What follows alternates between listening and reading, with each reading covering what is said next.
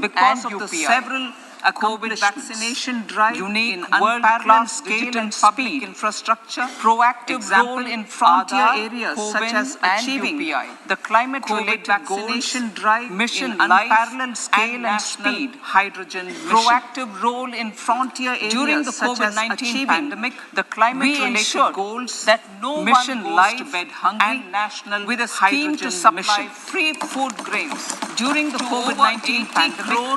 We ensured for that 28 no one months goes to bed hungry, continuing with a scheme to supply and ensure food grains and nutritional security. 80 crore we are implementing from 1st January 2023 a scheme to supply free food to ensure food to all and nutritional security and priority we are implementing from 1st January 2023 a scheme to supply free food grain to all Antyodaya the entire households for the next 1 year. Expenditure of about 2 lakh under crore PM will be borne by the central government.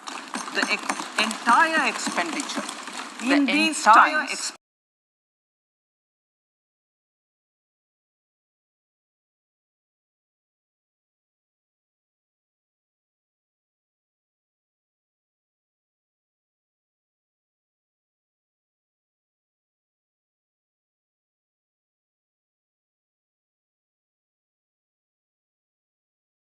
And to facilitate sustainable economic steering an ambitious, people-centric agenda the government's to address global since challenges 2014 and to facilitate have sustainable for all citizens development, a better quality of life and life the of government's dignity. Efforts since 2014 the per capita income has more than doubled for all citizens, a better quality of life and life of dignity. In these 9 years, the per capita income has more than doubled to in size from 9.7 lakh to fifth largest in the world. In these 9 years, the Indian economy has significantly improved 10th position to fifth largest in the world. A well-governed and innovative country with a conducive environment for improved our position reflected as well as global a well-governed and innovative country significant with a conducive in many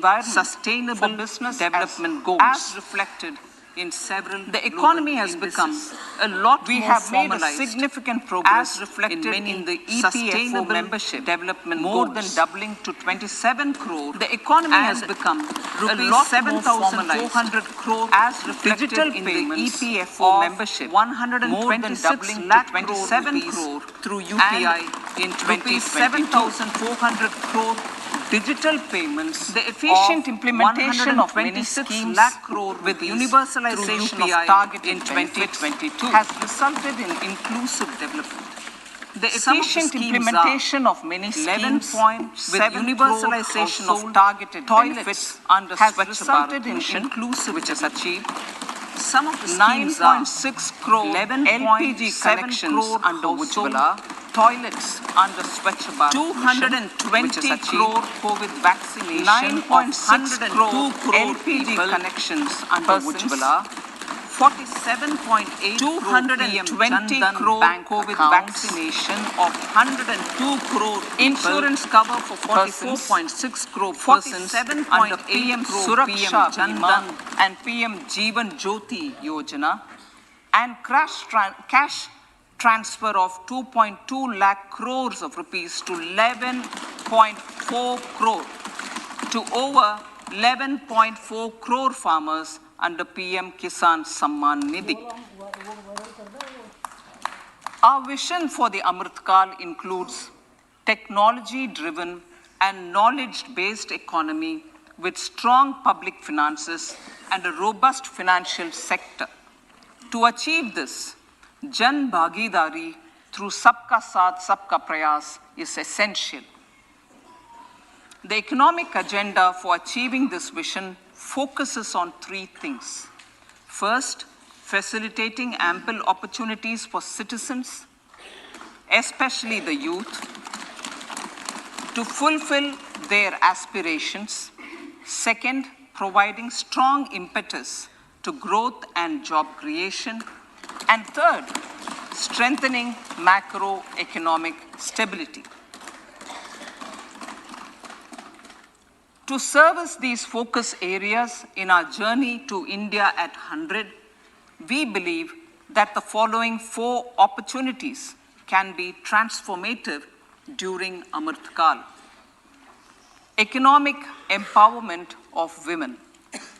Deen Dayal Antyodaya Yojana National Rural Livelihood Mission has achieved remarkable success by mobilizing rural women into 81 lakh self-help groups. We will enable these groups to reach the next stage of economic empowerment through formation of large producer enterprises or collectives, with each having several thousand members and managed professionally. They will be helped with raw materials supply and for better design, quality, branding, and marketing of their products. Through supporting these policies, they will be enabled to scale up their operations to serve the large consumer markets, as has been the case with the several startups growing into unicorns.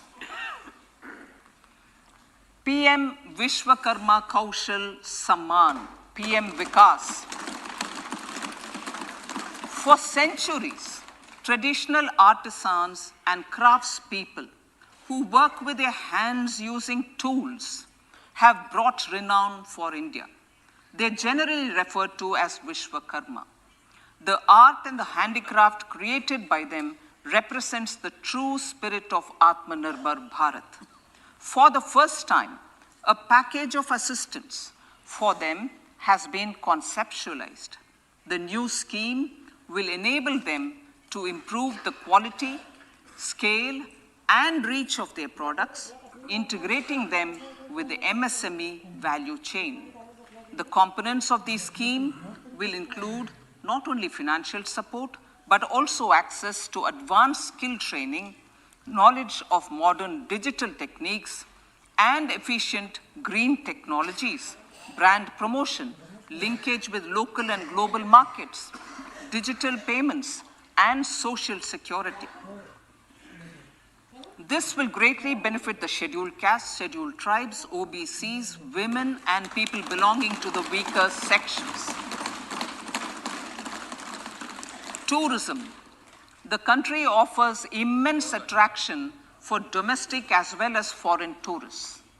There is a large potential to be tapped in tourism.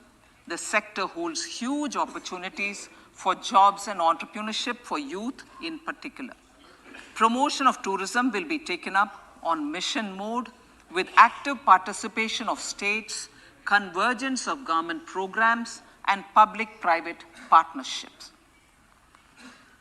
Green growth. We are implementing many programs for green fuel, green energy, green farming, green mobility, green buildings, and green equipment, and policies for efficient use of energy across various economic sectors. These green growth efforts help in reducing carbon intensity of the economy and provides for large-scale green job opportunities.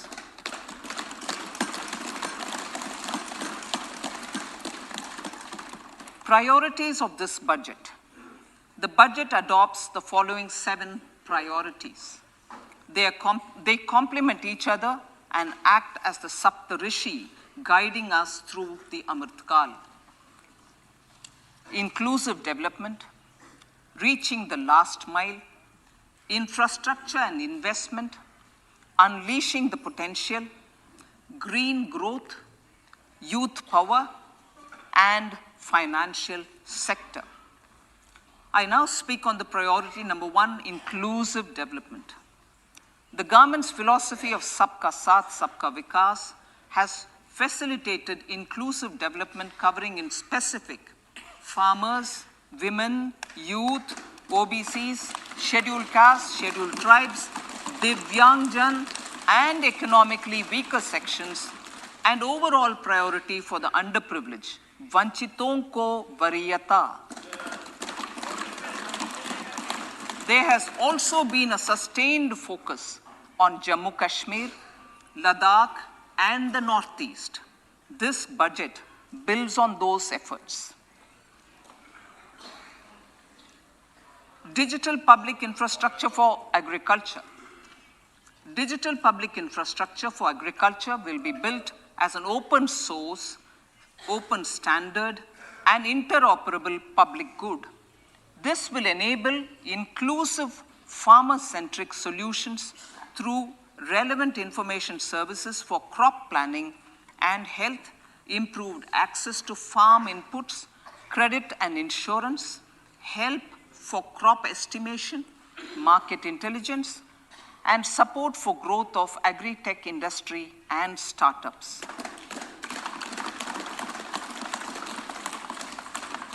An agriculture accelerator fund. An agriculture accelerator fund will be set up to encourage agri-startups by young entrepreneurs in rural areas. The fund will aim at bringing innovative and affordable solutions for challenges faced by farmers.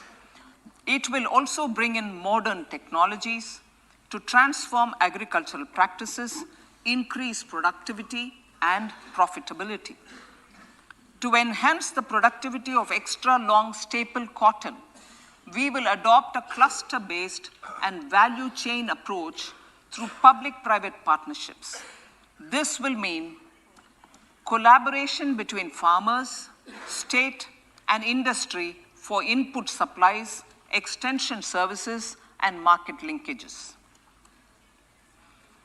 We will launch an Atmanirbhar Clean Plant program to boost availability of disease-free, quality planting material for high-value horticultural crops at an outlay of 2,200 crores. Global hub for millets, which are Sri Anna. India is the forefront.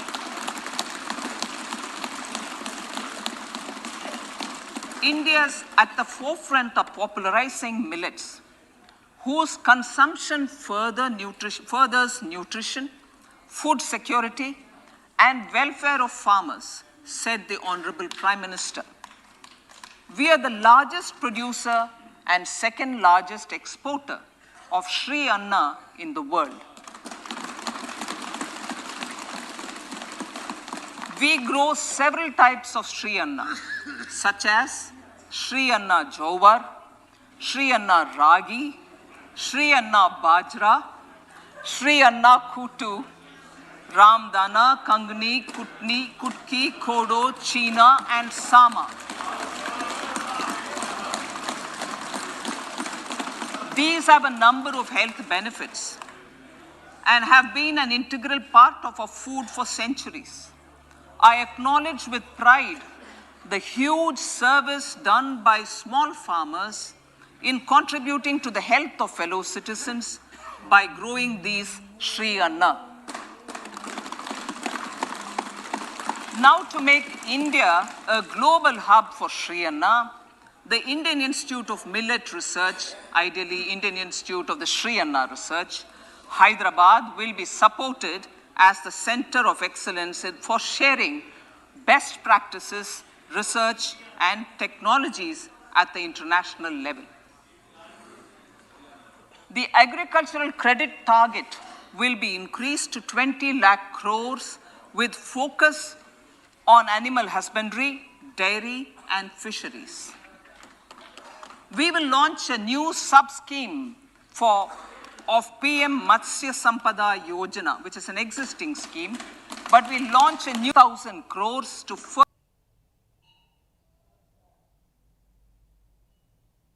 improve value chain efficiencies and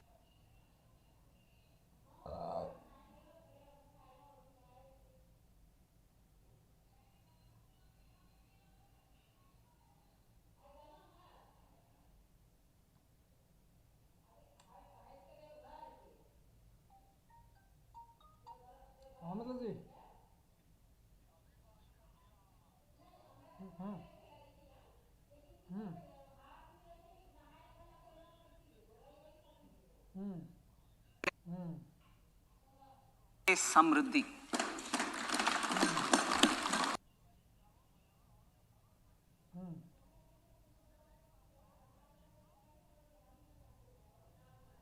Thousand primary agricultural credit societies with an investment of 2,560 crores, 2,516 crores. In consultation with all the stakeholders and the states, model bylaws for PACS were formulated, enabling them to become multi-purpose PACS. A national cooperative database is being prepared for countrywide mapping of cooperative societies. With this backdrop, we will implement a plan to set up massive decentralized storage capacity.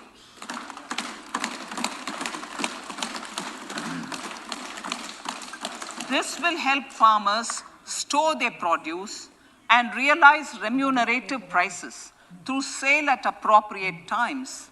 The government will also facilitate setting up of a large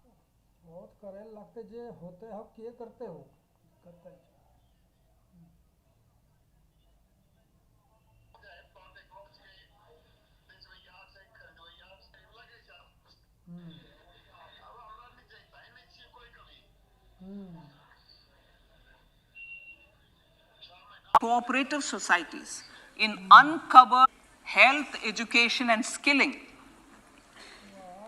157 new nursing colleges will be established in co-location. 57 medical colleges established since 2014.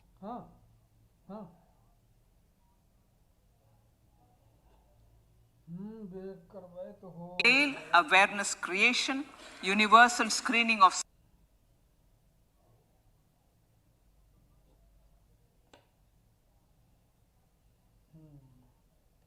7 areas and counseling through collaborative.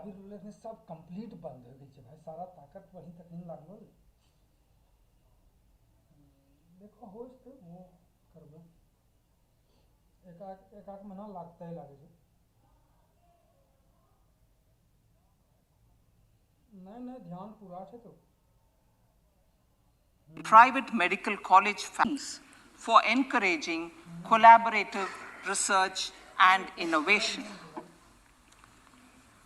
A new program to promote research and innovation in pharmaceuticals will be taken up through centers of excellence. We shall also encourage industry to invest in research and development in specific priority areas. Dedicated multidisciplinary courses for medical devices will be supported in existing institutions to ensure availability of skilled manpower for futuristic medical technologies, high-end manufacturing, and research. Teachers' training. Teachers' training will be re-envisioned through innovative pedagogy, curriculum transaction, continuous professional development, dipstick surveys, and ICT implementation. The District Institute of Education and Training will be developed as vibrant institutes of excellence for this purpose.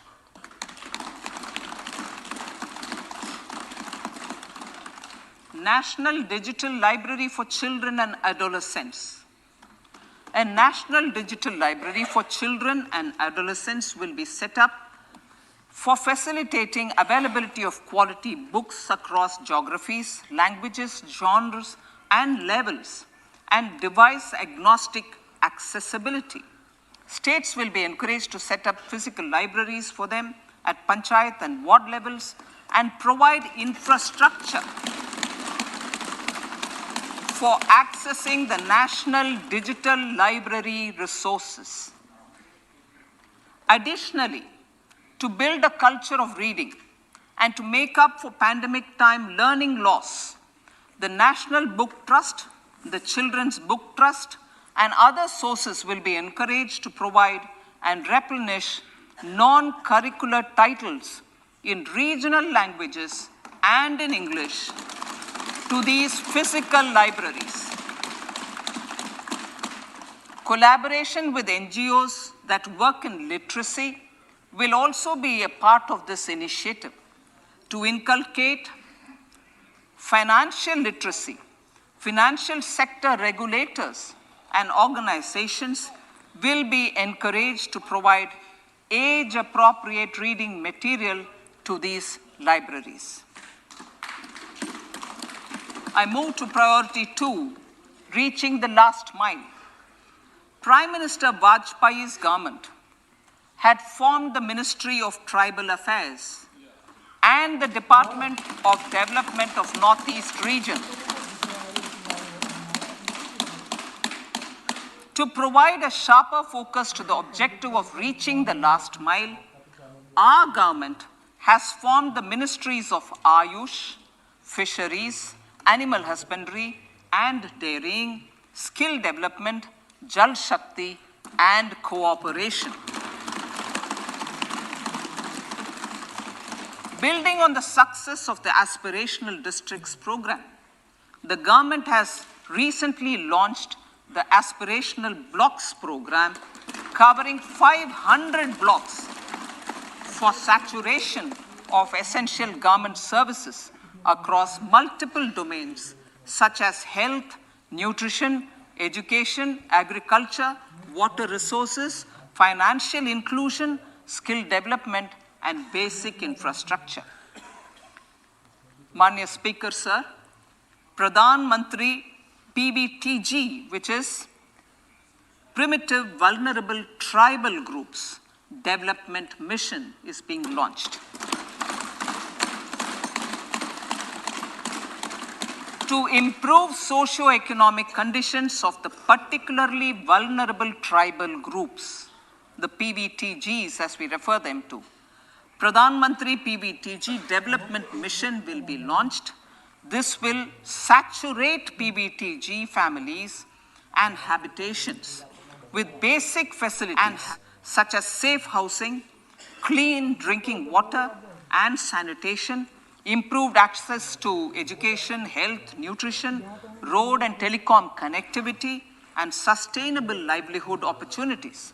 An amount of 15,000 crores will be made available to implement the mission in the next 3 years under the Development Action Plan for the Scheduled Tribes. Ekalavya Model Residential Schools. In the next 3 years, Center will recruit 38,800 teachers and support staff for the 740 Ekalavya Model Residential Schools, which is serving 3.5 lakh tribal students.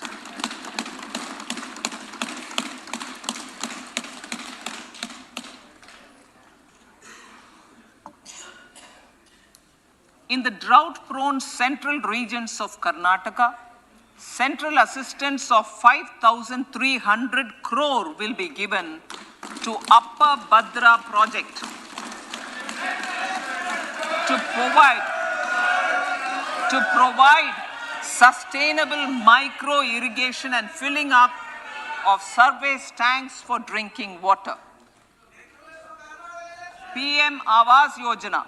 The outlay for PM Awas Yojana is being enhanced by 66% to over 79,000 crores. Bharat Shared Repository of Inscriptions will be set up in a digital epigraphy museum with digitization of 1 lakh ancient inscriptions in the first stage. Support for poor prisoners. For poor persons who are in prisons and unable to afford the penalty or the bail amount, required financial support will be provided.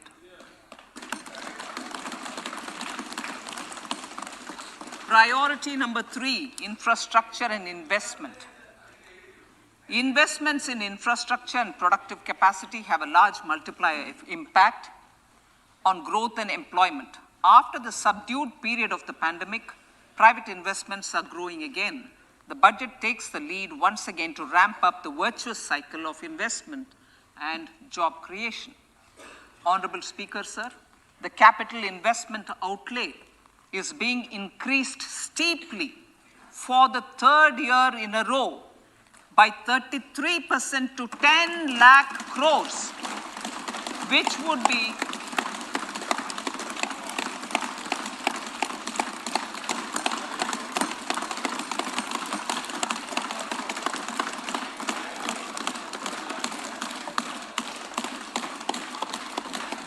which would be 3.3% of GDP. This will almost be 3 times the outlay made in 2019-20.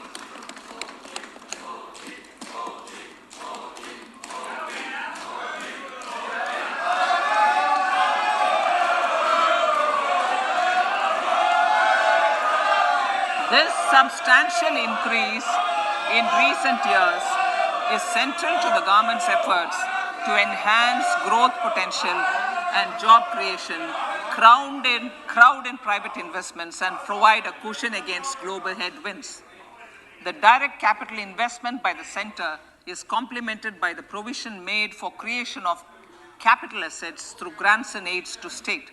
The effective capital expenditure of the center is budgeted at 13.7 lakh crore rupees, which will be 4.5% of GDP. Support to state governments for capital investment. I have decided to continue the 50-year interest-free loan to state governments for 1 more year to spur investment in infrastructure and to incentivize them for complementary policies actions with a significantly enhanced outlay of 1.3 lakh crores. The newly established Infrastructure Finance Secretariat will assist all stakeholders for more private investment in infrastructure, including railways, roads, urban infrastructure, and power, which are predominantly depend on public resources. The harmonized master list of infrastructure will be reviewed by an expert committee for recommending the classification and financing framework suitable for Amrit Kal. A capital outlay, I'm talking about railways now, sir, Honorable Speaker. Railways. A capital outlay of 2.40 lakh crores has been provided for the railways.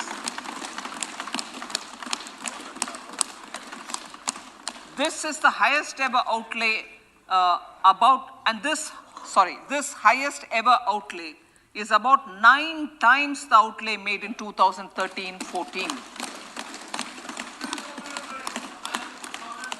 100 critical transport infrastructure projects for last and first mile connectivity for ports, coal, steel, fertilizer, and food grain sectors have been identified. They will be taken up on priority with investment of 75,000 crores, including 15,000 crore from private sources. 50 additional airports, heliports, water aerodromes, and advanced landing grounds will be revived for improving regional air connectivity.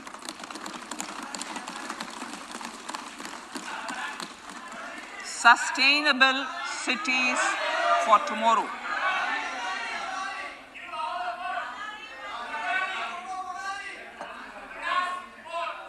States and cities will be encouraged to undertake urban planning reforms and actions to transform our cities into sustainable cities of tomorrow.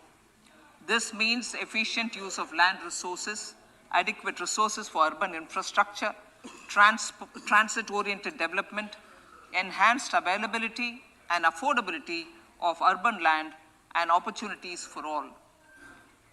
Through property tax governance reforms and ring-fencing user charges on urban infrastructure, Cities will be incentivized to improve their creditworthiness for municipal bonds. Like the RIDF, an Urban Infrastructure Development Fund will be established through use of priority sector lending shortfall. This will be managed by the National Housing Bank and will be used by public agencies to create urban infrastructure in Tier 2 and Tier 3 cities. States will be encouraged to leverage resources from the grants of the 15th Finance Commission as well as existing schemes to adopt appropriate user charges while accessing the UIDF. We expect to make available 10,000 crore rupees per annum for this purpose. All cities and towns will be enabled for 100% mechanical desludging of septic tanks and sewers to transition from manhole to machine hole mode.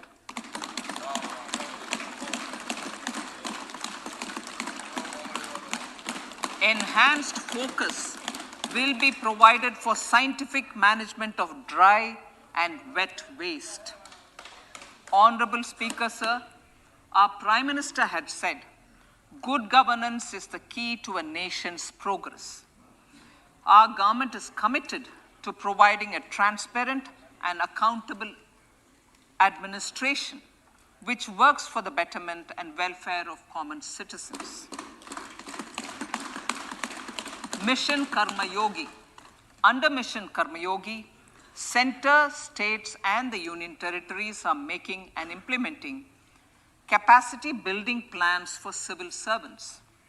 The government has also launched an integrated online training platform, I Got Karma Yogi, to provide continuous learning opportunities for lakhs of government employees to upgrade their skills and facilitate people-centric approach. Sir, for enhancing ease of doing business, more than 39,000 compliances have been reduced and more than 3,400 legal provisions have been decriminalized. For furthering the trust-based governance, we have introduced the Jan Vishwas Bill to amend 42 central acts. This budget proposes a series of measures to unleash the potential of our economy. Centers of Excellence for Artificial Intelligence. For realizing the vision of Make AI in India and Make AI Work for India, 3 centers of excellence for artificial intelligence will be set up in top educational institutions. Leading industry players will partner in conducting interdisciplinary research, develop cutting-edge applications, and scalable problem solutions in the areas of agriculture, health, and sustainable cities. This will galvanize an effective AI ecosystem and nurture quality human resources in the field. National Data Governance Policy. To unleash innovation and research by startups and academia, a national data governance policy will be brought out. This will enable access to anonymized data. The KYC process will be simplified, adopting a risk-based instead of one-size-fits-all approach. The financial sector regulators will also be encouraged to have a KYC system fully amenable to meet the needs of digital India. One-stop solution for identity and address updating. A one-stop solution for reconciliation and updating of identity and address of individuals maintained by various government agencies, regulators, and regulated entities will be established using DigiLocker service and Aadhaar as foundational identity. Speaker, sir, common business identifier. For the business establishments required to have a permanent account number, the PAN will be used as the common identifier for all digital systems of specified government agencies. This will bring ease of doing business, and it will be facilitated through a legal mandate. For obviating the need for separate submission of same information to different government agencies, a system of unified filing process will be set up. Such filing of information or return in simplified forms on a common portal will be shared with other agencies as per the filer's choice. Vivad Se Vishwas 1, relief for MSMEs. In cases of failure by MSMEs to execute contracts during the COVID period, 95% of the forfeited amount relating to the bid or performance security will be returned to them by government and government undertakings. This will provide relief to the MSMEs. Vivad Se Vishwas 2, settling contractual disputes. To settle contractual disputes of government and government undertakings, wherein arbitral award is under challenge in a court, a voluntary settlement scheme with standardized terms will be introduced. This will be done by offering graded settlement terms depending on pendency level of the dispute. The state support mission of Niti Aayog will be continued for 3 years for our collective efforts towards national priorities. Result-based financing. To better allocate scarce resources for competing development needs, the financing of select schemes will be changed on a pilot basis from input-based to result-based.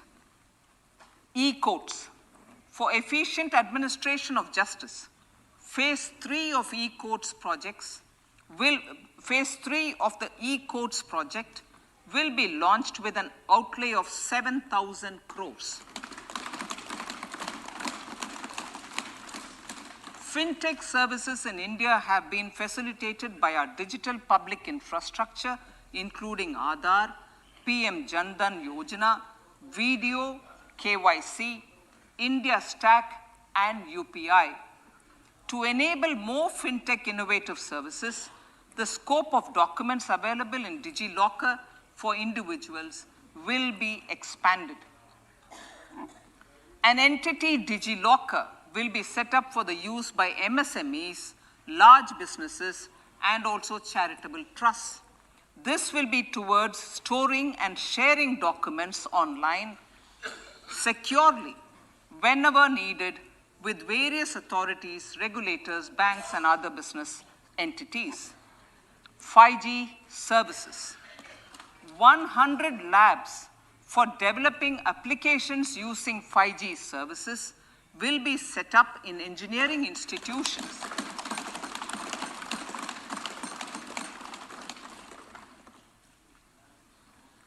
To realize a new range of opportunities, business models, and employment potential, the labs will cover, among others, applications such as smart classrooms, precision farming, intelligent transport systems, and healthcare applications. Lab-grown diamonds. Lab-grown diamonds is a technology and innovation-driven emerging sector with high employment potential. These environment-friendly diamonds, which have optically and chemically the same properties as natural diamonds, to encourage indigenous production of LG lab-grown diamond seeds and machines, and to reduce import dependency, a research and development grant will be provided to one of the IITs for 5 years. To reduce the cost of production, a proposal to review the custom duty on LGD seeds will be indicated in Part B of the speech. I come to the fifth priority, Honorable Speaker, sir, green growth. Honorable Prime Minister has given a vision for life or lifestyle for environment to spur a movement of environmentally conscious lifestyle. India is moving forward firmly for the Panchamrit, the net zero carbon emission by 2070 to usher in green industrial and economic transition. This budget builds on our focus on green growth. The recently launched National Green Hydrogen Mission, with an outlay of 19,700 crores, will facilitate transition of the economy to low carbon intensity, reduce dependence on fossil fuel imports, and make the country assume technology and market leadership in this sunrise sector. Our target is to reach an annual production of 5 MMT by 2030. Energy transition. This budget provides for 35,000 crores for priority capital investment towards energy transition and net zero objectives and energy security by Ministry of Petroleum and Natural Gas. To steer the economy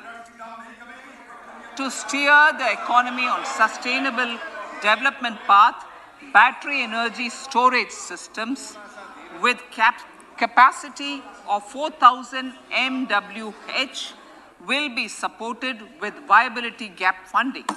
A detailed framework for pumped storage projects will also be formulated. Renewable energy evacuation. The interstate transmission system for evacuation and grid integration of 13 gigawatt renewable energy from Ladakh will be constructed with investment of 20,700 crore, including central support of 8,300 crores. Green credit program. For encouraging behavioral change, a green credit program will be notified under the Environment Protection Act. This will incentivize environmentally sustainable and responsive actions by companies, individuals, and local bodies, and help mobilize additional resources for such activities. PM Program for Restoration, Awareness, Nourishment, and Amelioration of Mother Earth, PM Pranam, will be launched to incentivize states and union territories to promote alternative fertilizers and balanced use of chemical fertilizers. Go Bardhan scheme. 500 new waste to wealth plants under Go Bardhan, galvanizing organic bio-agro resources done. Go Bardhan scheme will be established for promoting circular economy.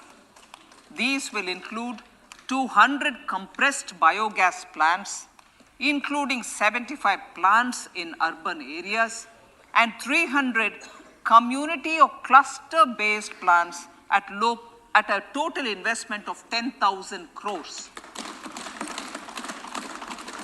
I will refer to this in Part B also. In due course, a 5% CBG mandate will be introduced for all organizations marketing natural and biogas. For collection of biomass and distribution of biomanure, appropriate fiscal support will also be provided. Bharatiya Prakritik Kheti Bio-Input Resource Centers. Over the next 3 years, we will facilitate 1 crore farmers to adopt natural farming. For this, Honorable Speaker, 10,000 bio-input resource centers will be set up, creating a national level distributed micro-fertilizer and pesticide manufacturing network. Mishti.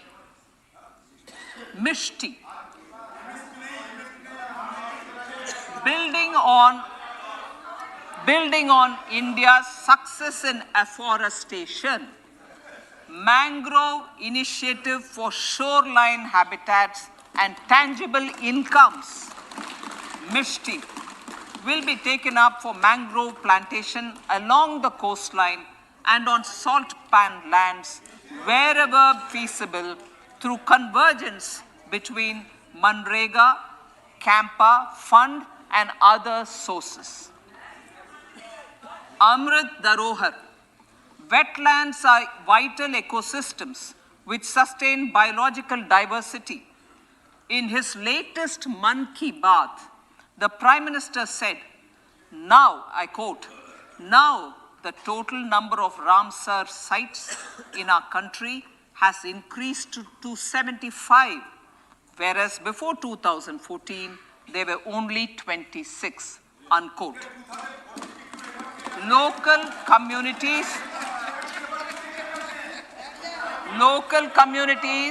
have always been at the forefront of conservation efforts. The government will promote their unique conservation values through Amrit Dharohar, a scheme that will be implemented over the next 3 years to encourage optimal use of wetlands and enhance biodiversity, carbon stock, ecotourism opportunities, and income generation for local communities. Coastal shipping. Coastal shipping will be promoted as the energy efficient and lower cost mode of transport, both for passengers and freight, through PPP mode with viability gap funding. Vehicle replacement. Vehicle replacement is an important continuing policy, replacing the old political,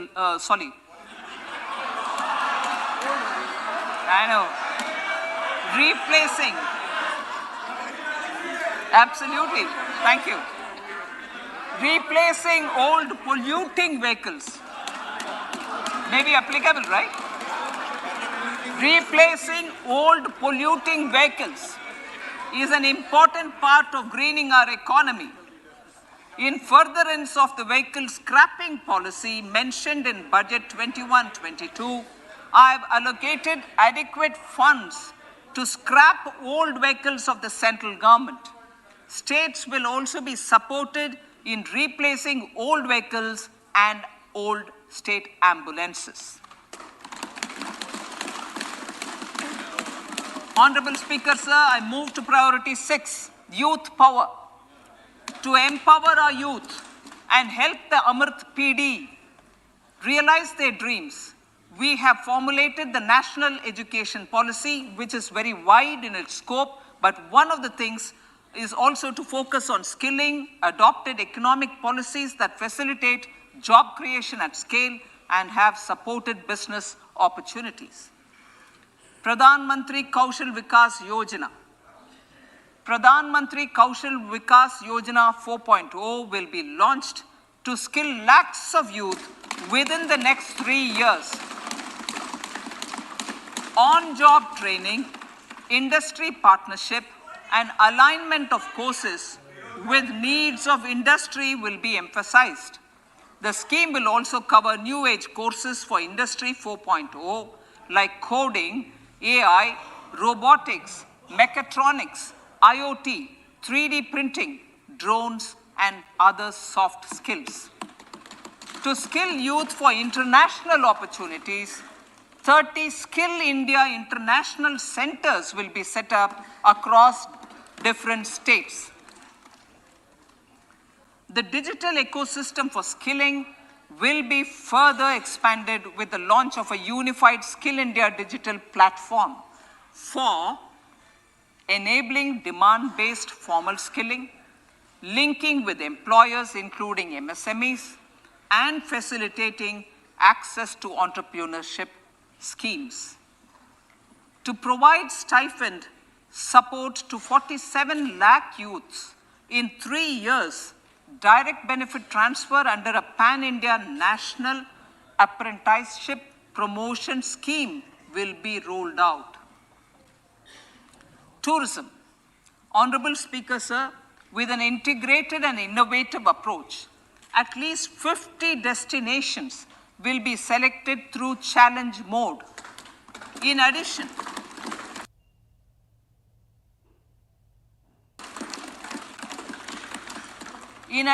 connectivity, tourist guides, high standards for food streets and tourist security, all the relevant aspects would be made available on an app to enhance tourist experience.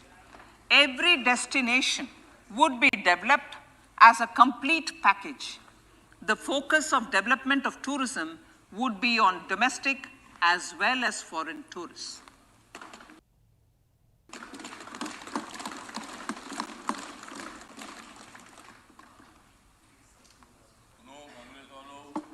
Sector-specific skilling and entrepreneurship development will be dovetailed to achieve the objectives of Dekho Apna Desh initiative. This was launched as an appeal by the Honorable Prime Minister to the middle class to prefer domestic tourism over international tourism. The integrated development of theme-based tourist circuits, the Swadesh Darshan scheme, was also launched. Under the Vibrant Villages program, tourism infrastructure and amenities will be facilitated in border villages. Unity Mall. States will be encouraged to set up a Unity Mall in their state capital or most prominent tourism center or the financial capital for promotion and sale of their one district, one product and GI products and other handicraft products, and for providing space for such products of all other states as well. Sir, priority number 7, financial sector. Our reforms in the financial sector and innovative use of technology have led to financial inclusion at scale, better and faster service delivery, ease of access to credit, and participation in financial markets. This budget proposes to further these measures. Credit guarantee for MSMEs. Last year, I proposed revamping of the credit guarantee scheme for the MSMEs. I am happy to announce that the revamped scheme will take effect from 1st April 2023 through infusion of 9,000 crores in the corpus.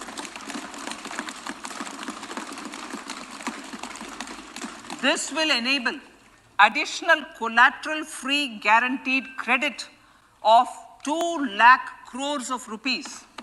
Further, the cost of credit will be reduced by about 1%. A National Financial Information Registry will be set up to serve as the central repository of financial and ancillary information. This will facilitate efficient flow of credit, promote financial inclusion, and foster financial stability.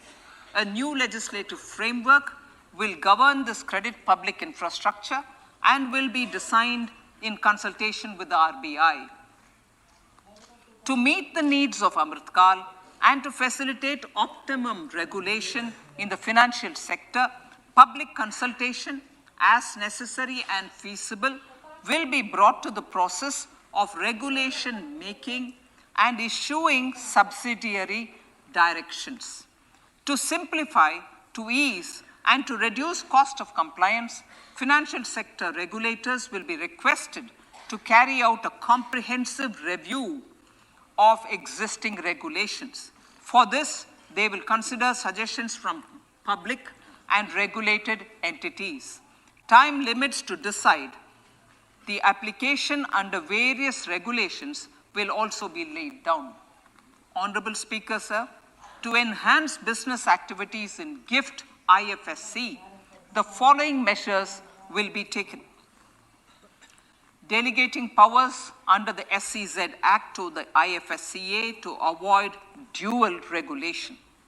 Setting up a single window IT system for registration and approval of IFSCA, SEZ authorities, GSTN, RBI, SEBI, and IRDAI.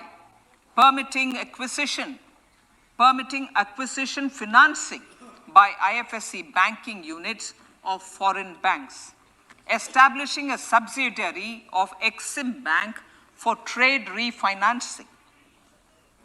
Amending IFSCA Act for statutory provisions for arbitration, ancillary services, and avoiding dual regulation under the SEZ Act, and recognizing offshore derivative instruments as valid contracts.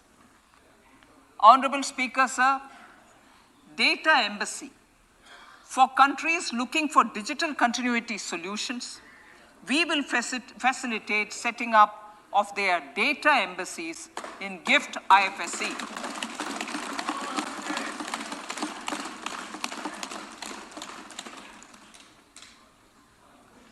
Improving governance and investor protection in banking sector. To improve bank governance and enhance investors' protection, certain amendments to the Banking Regulation Act, the Banking Companies Act, and the Reserve Bank of India Act are being proposed. Capacity building in securities market. Honorable Speaker, sir, to build capacity of functionaries and professionals in the securities market, SEBI will be empowered to develop, regulate, maintain, and enforce norms and standards for education in the National Institute of Securities Markets and to recognize award of degrees, diplomas, and certificates. A central processing center will be set up for faster response to companies through centralized handling of various forms filed with field officers under the Companies Act. Reclaiming of shares and dividends. For investors to reclaim unclaimed shares and unpaid dividends from the Investor Education and Protection Fund Authority with ease, from the Investor Education and Protection Fund Authority with ease, an integrated IT portal will be established. Digital payments continue to find wide acceptance. In 2022, they show an increase of 76% in transaction and 91% in value. Fiscal support for this digital public infrastructure will continue in 2023-2024. Azadi Ka Amrit Mahotsav, Mahila Samman Bachat Patra. For commemorating Azadi Ka Amrit Mahotsav, a one-time new small savings scheme, Mahila Samman Savings Patra or Savings Certificate, Mahila Samman Savings Certificate will be made available for a 2-year period up to March 2025. This will offer deposit facility up to 2 lakh in the name of a woman or girls for a tenure of 2 years at fixed interest rate of 7.5% with partial withdrawal option. Senior citizens. The maximum deposit limit for senior citizens savings scheme will be enhanced from 15 lakh to 30 lakhs of rupees. The maximum deposit limit for monthly income account scheme will be enhanced from 4.5 lakh to 9 lakh for single account and from 9 lakh to 15 lakh for joint account. Honorable Speaker, sir, fiscal management. 50 years interest-free loan to states. The entire 50-year loan to states has to be spent on capital expenditure within 2023-24. Most of this will be at the discretion of the states, but a part will be conditional on states increasing their actual capital expenditure. Parts of the outlay will also be linked to or allocated for the following purposes: scrapping old government vehicles, urban planning reforms and actions, financing reforms in urban local bodies to make them creditworthy for municipal bonds, housing for police personnel above or as part of the police station, constructing unity malls, children and adolescent libraries and digital infrastructure, and state share of capital expenditure of central schemes. Honorable Speaker, sir, fiscal deficit of states. States will be allowed a fiscal deficit of 3.5% of GSDP, of which 0.5% will be tied to power sector reforms. Revised estimates 2022 to 2023. The revised estimate, Honorable Speaker, sir, of the total receipts other than borrowing is 24.3 lakh crores, of which the net tax receipts are 20.9 lakh crores. The revised estimate of the total expenditure is 41.9 lakh crores of rupees, of which the capital expenditure is about 7.3 lakh crores. The revised estimate of the fiscal deficit is 6.4% of GDP, adhering to the budget estimate. So budget estimates of 2023-24. Coming to 2023-24, the total receipts other than borrowings and the total expenditure are estimated at 27.2 lakh crores and 45 lakh crores respectively. The net tax receipts are estimated at 23.3 lakh crores. The fiscal deficit is estimated to be 5.9% of the GDP. In my budget speech for 21-22, I had announced that we plan to continue the path of fiscal consolidation, reaching a fiscal deficit of below 4.5% by 2025-26, with a fairly steady decline over the period. We have adhered to this path, and I reiterate my intention to bring the fiscal deficit below 4.5% of GDP by 2025-26. To finance the fiscal deficit in 2023-24, the net market borrowings from dated securities are estimated at 11.8 lakh crores. The balance financing is expected to come from small savings and other sources. The gross market borrowings are estimated at 15.43 lakh crores of rupees. Honorable Speaker, sir, I now move to Part B.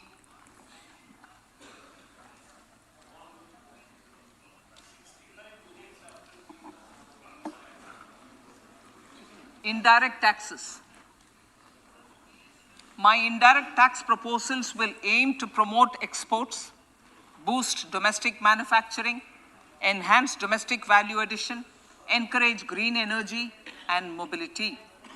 A simplified tax structure with fewer tax rates helps in reducing compliance burden and improving tax administration. I propose to reduce the number of basic customs duty rates on goods other than textiles and agriculture from 21 to 13. As a result, there are minor changes in the basic custom duties, cesses and surcharges on some items including toys, bicycle, automobiles and naphtha. Green mobility. To avoid cascading of taxes on blended compressed natural gas, I propose to exempt excise duty on GST paid compressed biogas contained in it. To further provide impetus to green mobility, customs duty exemptions is being extended to import of capital goods and machinery required for manufacture of lithium-ion cells for batteries used in electrical vehicles as well. Electronics.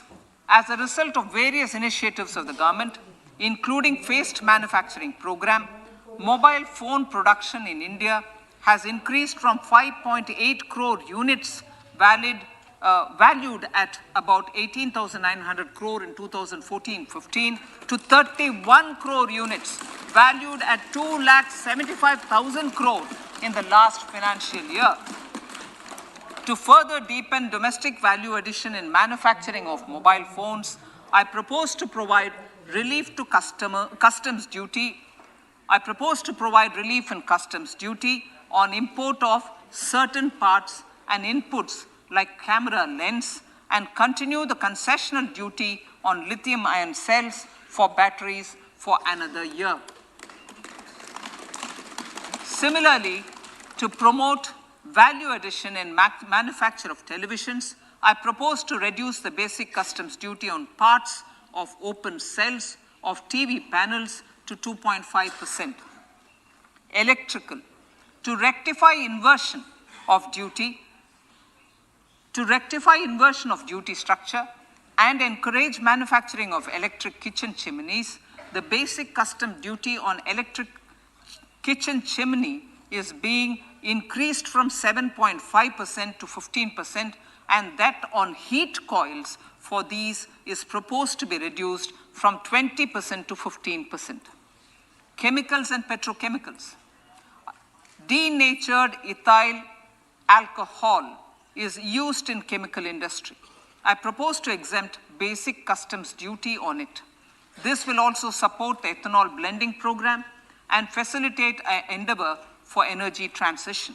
Basic customs duty is also being reduced on acid-grade fluorospar from 5% to 2.5% to make the domestic fluorochemicals industry competitive.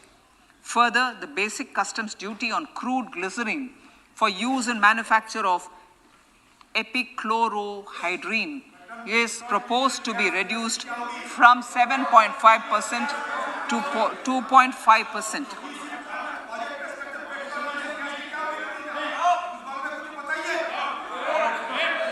Marine products.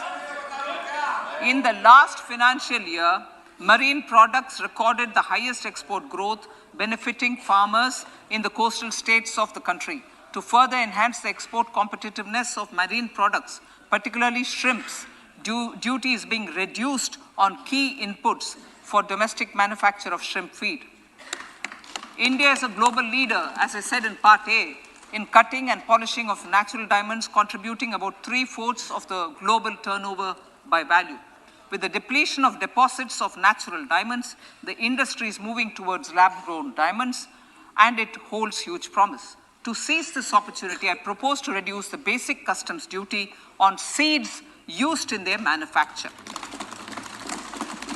Customs duties on dore or doré and bars of gold and platinum were increased earlier this fiscal. I propose to increase the duties on articles made therefrom to enhance the duty differential. I also propose to increase the import duty on silver doors, bars, and articles to align them with that on gold and platinum. To facilitate availability of raw materials for the steel sector, exemptions from basic custom duty on raw materials for manufacture of CRGO steel, ferrous scrap, and nickel cathode is being continued. Similarly, the concessional BCD of 2.5% on copper scrap is also being continued to ensure the availability of raw materials for secondary copper producers who are mainly in the MSME sector. The basic custom duty rate on compounded rubber is being increased from 10% to 25% or 30 kg, whichever is lower, at par with that of natural rubber other than latex, to curb circumvention of duty. Cigarettes. National Calamity Contingent Duty on specified cigarettes was last revised 3 years ago. This is proposed to be revised upwards by about 16%. Direct taxes. I now come to my direct tax proposals. Honorable Speaker, these proposals aim to maintain continuity and stability of taxation, further simplify and rationalize various provisions to reduce the compliance burden, promote the entrepreneurial spirit, and provide tax relief to citizens. It has been constant endeavor of the Income Tax Department to improve taxpayers' services by making compliance easy and smooth. Our taxpayers portal received a maximum of 72 lakh returns in a day, processed more than 6.5 crore returns this year. Average processing period reduced from 93 days in financial year 13-14 to 16 days only now. And 45% of the returns were processed within 24 hours. We intend to further improve this, roll out the next generation common IT return form for taxpayer convenience, and also plan to strengthen the grievance redressal mechanism. MSMEs and professionals. MSMEs are growth engines of our economy. Micro enterprises with turnover up to 2 crore of rupees and certain professionals with turnover of up to 50 lakh rupees can avail the benefit of presumptive taxation. I propose to provide enhanced limits of 3 crore and 75 lakh respectively to the taxpayers whose cash receipts are no more than 5%. Whose cash receipts are no more than 5%. Moreover, to support MSMEs in timely receipt of payments, I propose to allow deduction for expenditure incurred on payments made to them only when payment is actually made. Cooperation. Cooperation is a value to be cherished. In realizing our Prime Minister's goal for Sehkar Se Samriddhi and his resolve to connect the spirit of cooperation with the spirit of Amrit Kal, in addition to the measures proposed in Part A, I have a slew of proposals for the cooperation sector. First, new cooperatives that commence manufacturing activities till 2024, 31st March, shall get the benefit of a lower tax rate of 15%, as is presently available to new manufacturing companies. Secondly, I propose to provide an opportunity to sugar cooperatives to claim payments made to sugarcane farmers for the period prior to the assessment year 2016-17 as expenditure. This is expected to provide them a relief of almost 10,000 crores. Thirdly, I am providing a higher limit of 2 lakh per member for cash deposits to loans in cash by primary agricultural cooperative societies and primary cooperative agriculture and rural development banks. I repeat that. Thirdly, I am providing a higher limit of 2 lakh per member for cash deposits to and loans in cash by primary agricultural cooperative societies and primary cooperative agricultural and rural development banks. Similarly, a higher limit of 3 crore for TDS on cash withdrawal is being provided to cooperative societies. Startups.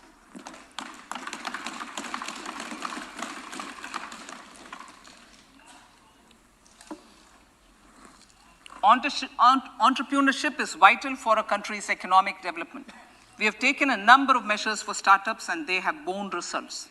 India is now the third largest ecosystem for startups globally and ranks second in innovation quality among middle-income countries. I propose to extend the date of incorporation for income tax benefits to startups from 31/3/2023 to 31/3/2024. I further propose to provide the benefit of carry forward of losses on change of shareholding of startups from 7 years of incorporation to 10 years.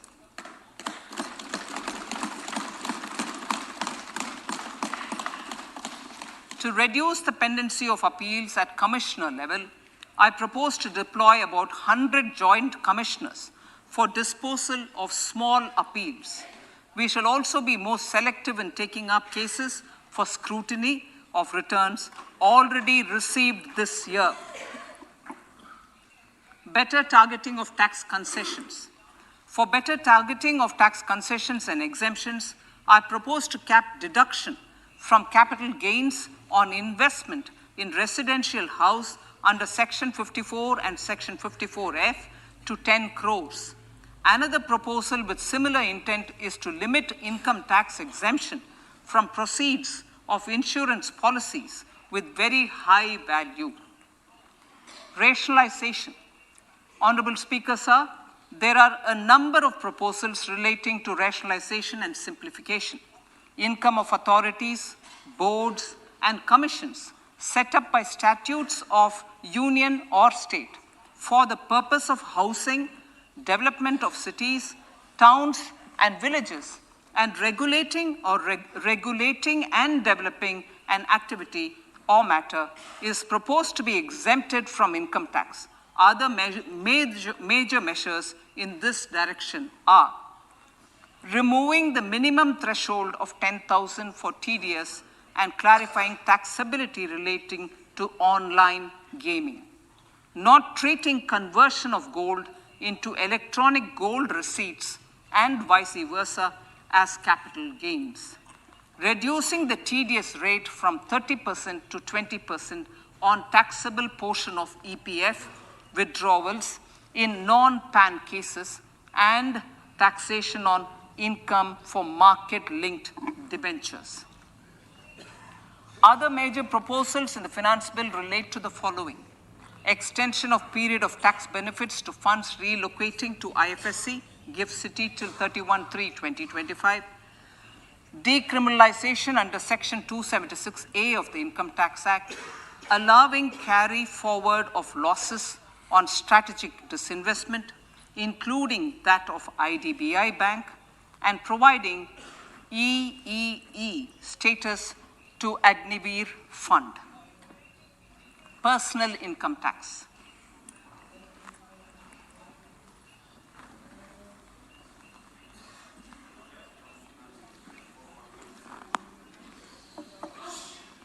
Now I come to what everyone is waiting for. Personal income tax. I have 5 major announcements to make in this regard. These primarily benefit our hard-working middle class. The first one concerns rebate. Currently, those with income up to 5 lakh do not pay any income tax in both old and new regimes. I propose to increase the rebate limit to 7 lakhs in the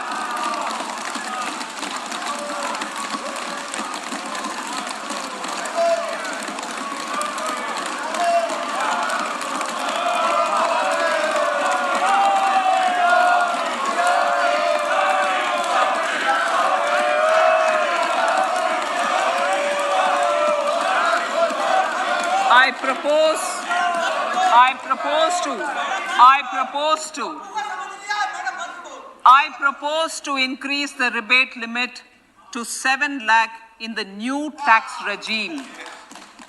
Thus, persons in the new tax regime with income up to 7 lakhs will not have to pay any tax at all.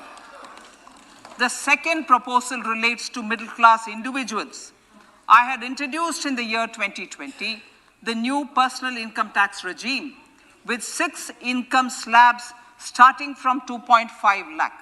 I propose to change the tax structure in this regime by reducing the number of slabs to 5 and increasing the tax exemption limit to 3 lakhs.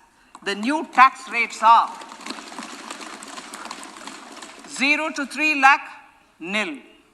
3 to 6 lakhs, 5%. 6 to 9 lakhs, 10%. 9 to 12 lakh, 15%. 12 to 15 lakhs, 20%. And above 15 lakhs, 30%. This will provide major relief to all taxpayers in the new regime. An individual with an annual income of 9 lakhs will be required to pay only 45,000 rupees. This is only 5% of his or her income. It is a reduction of 25% on what he or she is required to pay now. That is 60,000. So in the place of 60,000, it is now only 45,000. Similarly, an individual with an income of 15 lakh rupees would be required to pay only 1.5 lakh or 10% of his income or her income, a reduction of 20% from the existing liability of 1,87,500 rupees. My third proposal is for the salaried class and the pensioners, including family pensioners, for whom I propose to extend the benefit of standard deduction to the new tax regime. Each salaried person with an income of 15.5 lakh rupees or more will thus stand to benefit by 52,500 rupees.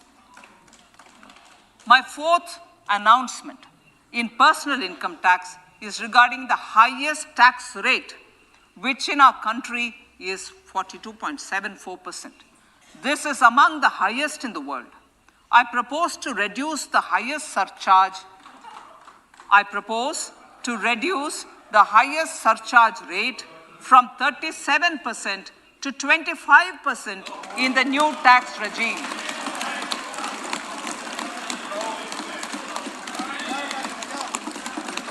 This would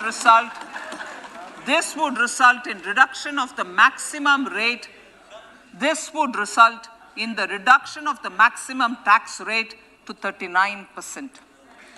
Lastly, the limit of 3 lakh rupees for tax exemption on leave encashment on retirement of non-government salaried employees was last fixed in the year 2002, when the highest basic pay in the government was only 30,000 rupees per month. In line with the increase in the government salaries, I am proposing to increase this limit to 25 lakh rupees.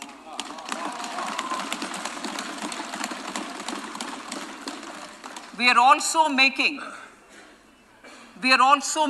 the new income tax regime as the default tax regime.